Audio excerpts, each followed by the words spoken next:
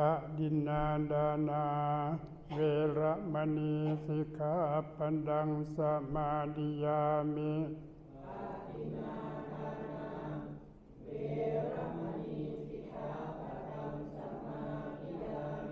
กาเมสุมิชาจารา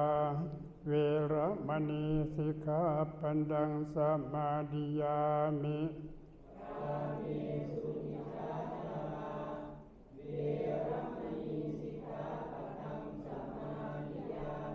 มุสาวาดา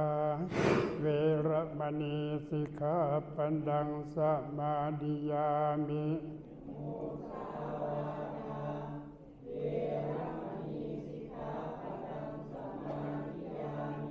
สุราเมรยะมัชฌะปมาดฐานาเวระมณีสิกขาปันดังสมาดิยามิ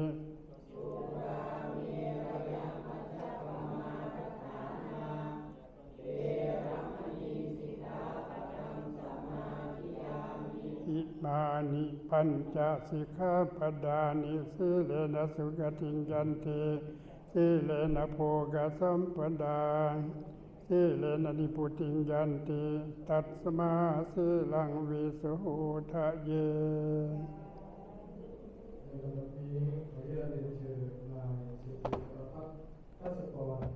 ท่านประธานพิธีได้กรุณาให้เกียรติจุดเครื่องทองน้อยเพื่อให้ทรงบูชาขออนุญาตเรียนเชิญด้วยความเคารพอย่างสูงครับ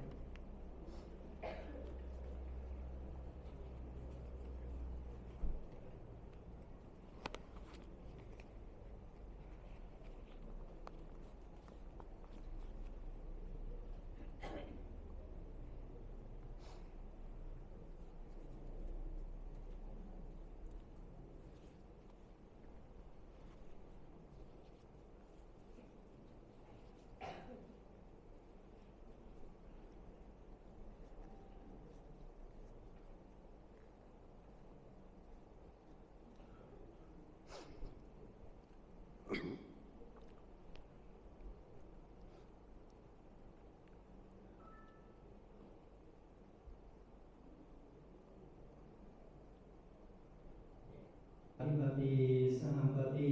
กัตถัญชลียทิวรังมยาจตาสันติทัสสตาปรัชชะชาติกาเทเสตุธัมมังอังกัมปิมังปัจจัง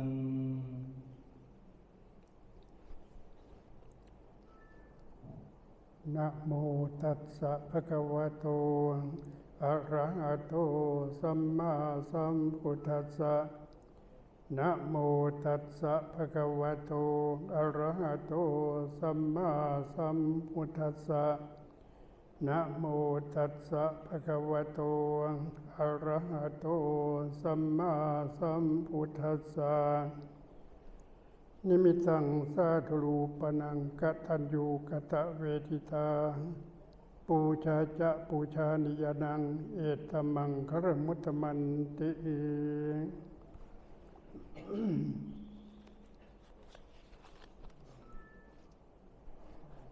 ขอนอบน้อมแด่พระรัตนตรัยด้วยใจมั่นพระพุทธท่านมีคุณแท้แผ่ไพศาลพระธรรมคำสอนดีมีหลักการพระสงฆ์ท่านปฏิบัติดีมีวินัย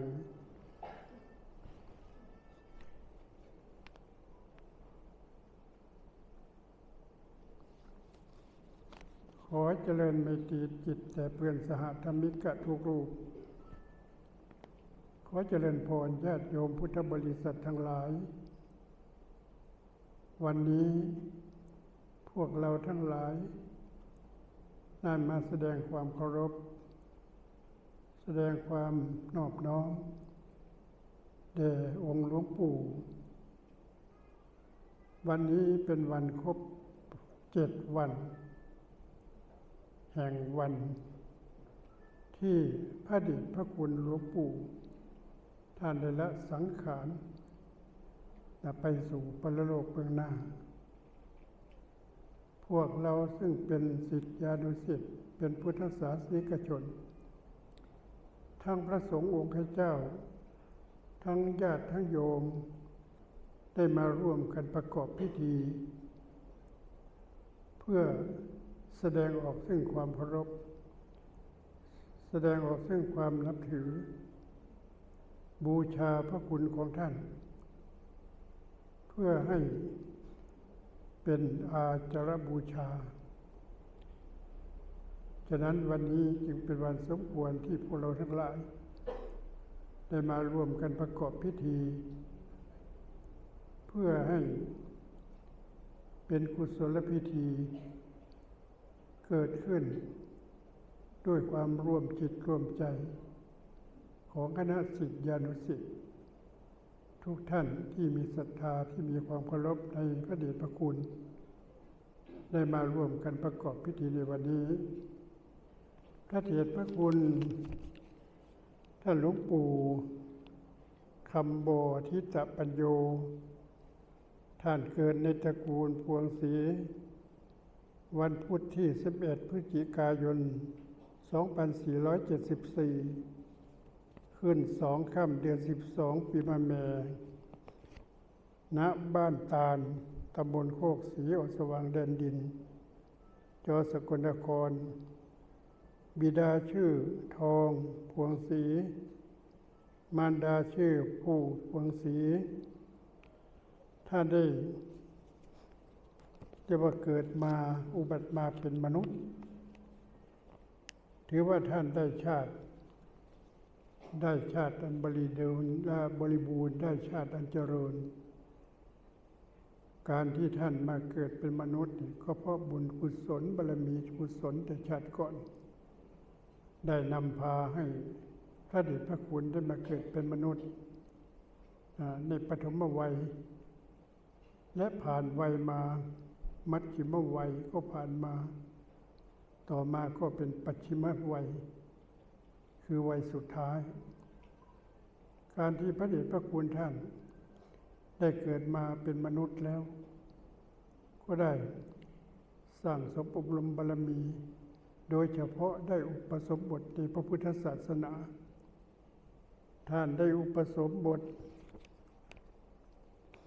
เมื่ออายุได้21 ปีในวันที่21 เมษายน 2495ที่วัดเจริญราชบำรุงบ้านไม้ตำบลไม้อำเภอบ้านม่วงได้รับฉายาว่าทิตปัญโยมีท่านพระเดชพระคุณพระครูอดุลสังฆกิจเป็นพระอุปชายะมีหลวงปู่ลีทิตธรรมโมเป็นกรรมวาจาจารย์มีหลวงปู่โง่นโสรโยเป็นอนุสาวนาจารย์อันนี้หลังจากที่ท่านได้บวชแล้วท่านก็ได้ปฏิบัติตามพระธรรมวินัยไปศึกษาข้อวัดปฏิบัติจากครูบาอาจารย์กรรมฐานหลายท่านหลายองค์แล้วท่านก็มาปฏิบัติในกรรมฐานจึงจนได้เป็นสุปฏิปันโนคือเป็นผู้ปฏิบัติโดยธรรมเป็นผู้ปฏิบัติดีปฏิบัติชอบนี่ท่านก็ได้อุปสมบทในพุทธศาสนาแล้วก็ปฏิบัติโดยที่ท่านได้ไปฟังเทศน์ฟังธรรมจากครูบาอาจารย์หลายท่านหลายองค์แล้วก็มาปฏิบัติจนทำให้เกิดความเจริญท่านเกิดมาในคราวนี้ท่านก็มีเจริญหลายอย่างเป็นต้นว่าชาติวุฒโธเจริญโดยชาติวัยวุฒโธเจริญโดยวัยคุณวุฒโธเจริญด้วยคุณธรรมนี่แหละท่านปฏิบัติจนให้เกิดคุณธรรมแก่กล้าและก็ได้อบรมสาธุสิทธิ์ทั้งหลายให้ได้ปฏิบัติได้ศึกษาเราเรียนปฏิบัติในกรรมฐานสมถกรรมฐานหรือวิปัสสนากรรมฐานก็นับว่าท่านเป็นผู้ที่ปฏิบัติดีปฏิบัติชอบในพระพุทธศาสนา ในเพศพรหมจรรย์แล้วท่านก็ได้สั่งสอนศิษย์ท่านก็มีเมตตาต่อศิษย์ทั้งหลายอาตมาก็ได้รับความเมตตาจากท่านเพราะเป็นการเป็นงานอะไรต่างๆก็จะนิมนต์ท่านไปในงานนั้นท่านก็ให้ความเมตตาต่อศิษยานุศิษย์ทั้งหลายนะเพราะท่านเป็นผู้ที่ควรของคำนับเป็นผู้ที่ควรของต้อนรับเป็นผู้ที่ควรของทำบุญเป็นผู้ที่ควรทำบัญชลีคือปนมมือไหว้ของศิษยานุศิษย์นี่ได้ชื่อว่าท่านก็เป็นพระเถระผู้ใหญ่เป็นลูกศิษย์ของครูบาอาจารย์หลายท่านหลายองค์เหมือนกันตามที่ท่านได้ไปศึกษาอันนี้ในระยะเวลาที่ท่านยังมีชีวิตอยู่คณะศิษย์ทั้งหลายโดยเฉพาะในพรรษาการก็จะต้องชักชวนกันรวบรวมศิษยานุศิษย์ทั้งหลายทั้งบรรพชิตและฆราวาสมาร่วมกันบูชาคุณของท่านมาบูชาคุณเพราะท่านได้เจริญด้วยธรรมมีธรรมะที่ท่านปฏิบัติฉะนั้นถือว่าท่านเป็นผู้เจริญด้วยธรรมและเป็นบุรพาจารย์ที่พวกเราทั้งหลายนับถือตลอดในเมื่อพวกเรามาประกอบพิธีในวันนี้ก็ได้ชื่อว่าพวกเราเนี่ยได้มาบูชาคุณเป็นอาจาริยะอาจาริยบูชาพระคุณของท่านและมาแสดงความเคารพนับถือและก็มาแสดงความกตัญญูกตเวทีต่อท่านผู้มีคุณด้วยพระเดชพระคุณท่านเป็นบุรพาจารย์เป็นบุพการีของศิษย์ทั้งหลายสมควรที่ศิษย์ทุกท่านทั้งฝ่ายบรรพชิตและฝ่ายฆราวาสจะต้องเป็นผู้แสดงความเคารพแสดงความกตัญญูกตเวทีถือว่าท่านเป็นผู้มีความบุพการีมีพระคุณต่อพวกเราทั้งหลายฉะนั้นพวกเราก็ถือกันว่าผู้ที่มีพระคุณเป็นบุพการีก็มีอยู่4 จำพวกเนี่ยเป็นบุพการีก็คือ 1. บิดามารดา 2. ครูบาอาจารย์ 3. พระเจ้าแผ่นดิน 4. พระพุทธเจ้าอันนี้ถือว่าเป็นผู้มีพระคุณต่อพวกเราหลวงปู่ท่านก็นับว่าเป็นบุพการีของพวกเราจึงได้มาแสดงความกตัญญูกตเวทีต่อท่านในวันนี้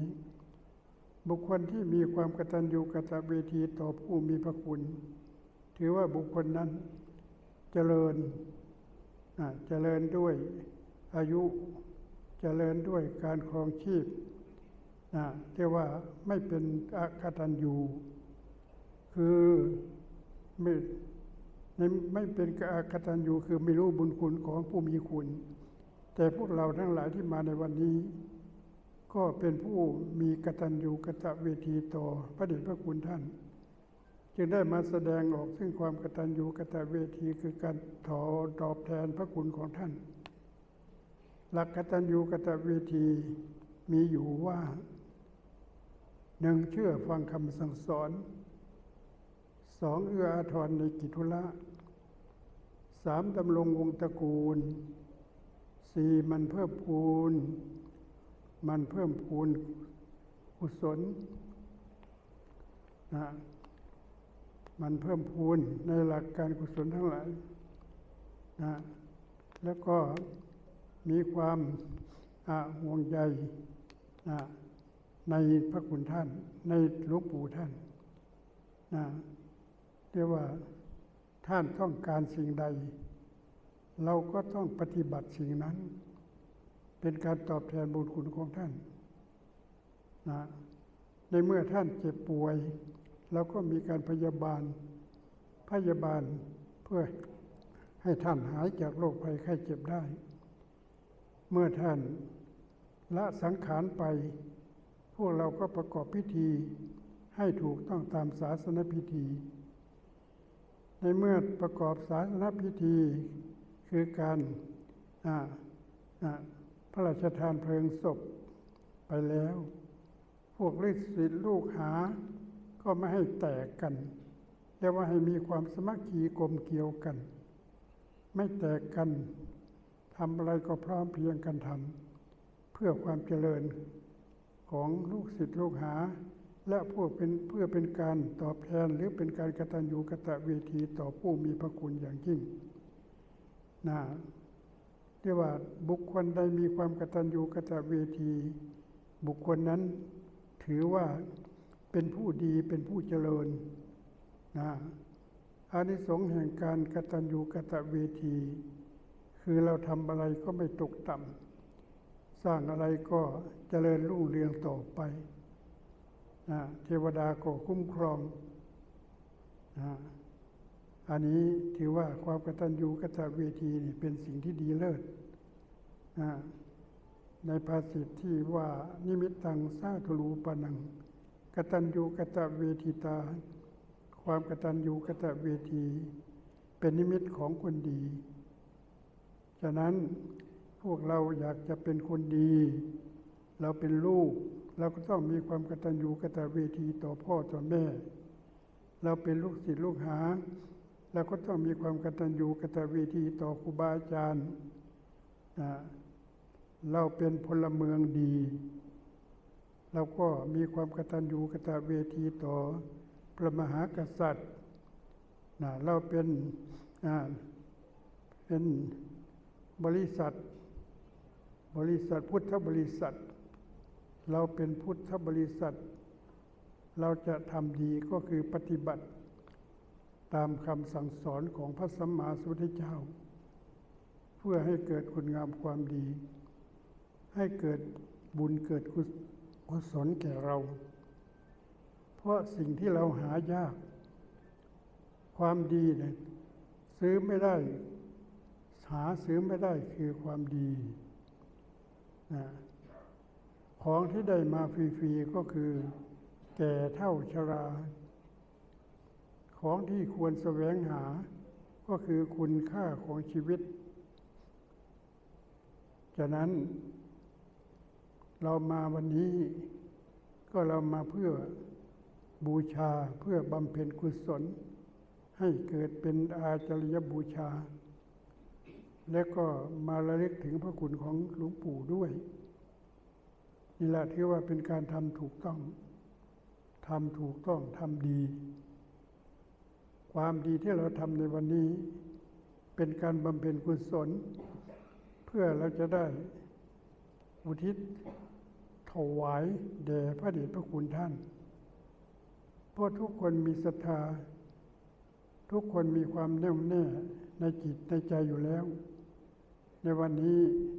มีจิตใจอย่างเดียวกันคือมาร่วมกันแสดงซึ่งความกตัญญูกตเวทีต่อผู้มีพระคุณคือพระเดชพระคุณท่านหลวงปู่ซึ่งเป็น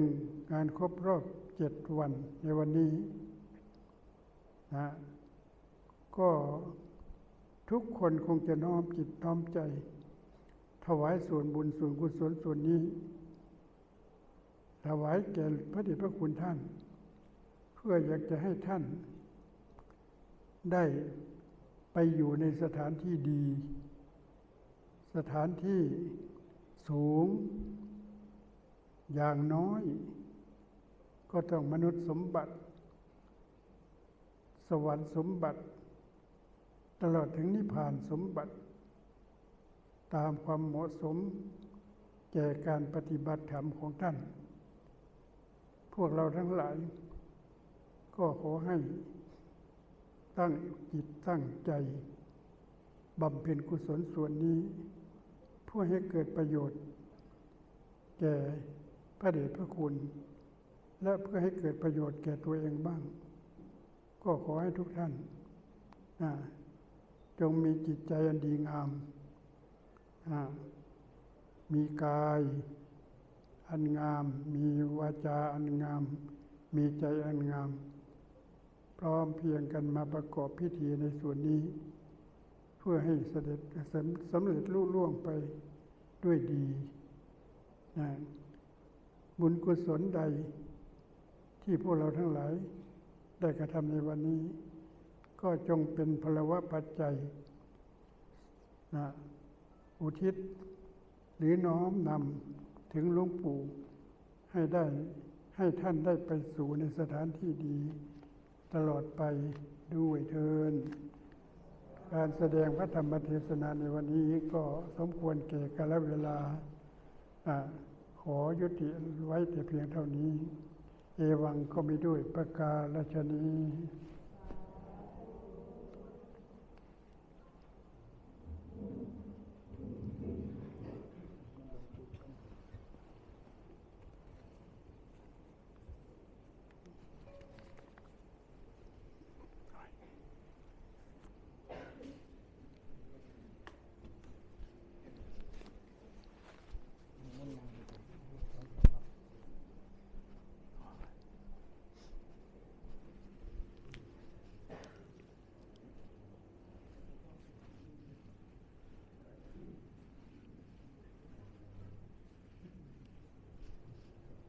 ซึ่งวันนี้พระเดชพระคุณพระยาณสิกาจารย์ได้แสดงธรรมะ บนหาดสูงคือเราผม